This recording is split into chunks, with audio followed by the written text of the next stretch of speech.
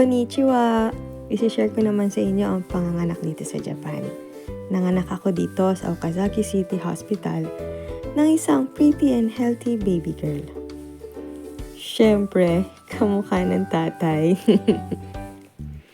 Libre ang panganganak dito sa Japan dahil nagbibigay ang National Health Insurance ng 500,000 yen na childbirth and childcare lump sum allowance na ipambabayad sa lahat ng gastusin sa panganganak. Mula iyon sa benepisyo ng health insurance ni husband. Alam niyo ba na mas malaki ang gastusin ng normal delivery kaysa sa cesarean section?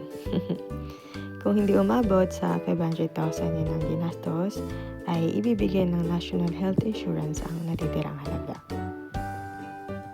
Provided na rin ng hospital ang mga damit na isusuot ni baby sa buong panahon ng pananatili namin sa hospital.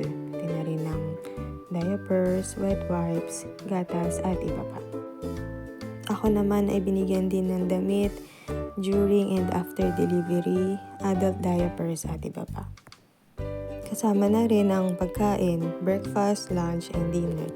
Dito ko nagustuhan lalo ang Japanese food at naging favorite ang miso soup. At ang nakakatuwa, ito ang congratulations meal. Ito ang nagsilbing tahanan namin ni baby sa loob ng ilang araw. Ang lahat ng iyan ay covered ng childbirth and childcare lump sum allowance. Kaya heto na at uuwi na kami na walang binayaran. O di ba? Sana all.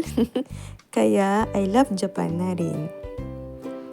See you ulit sa mga next vlog ko guys. Featuring our baby Missy Tabaching Ching. Mata ne!